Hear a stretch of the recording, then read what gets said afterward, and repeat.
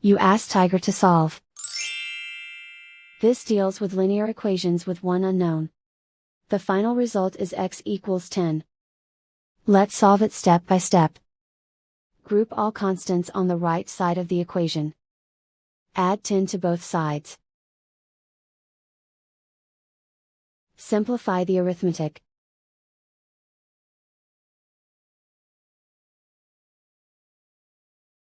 Isolate the x. Divide both sides by 3. Simplify the fraction. Find the greatest common factor of the numerator and denominator.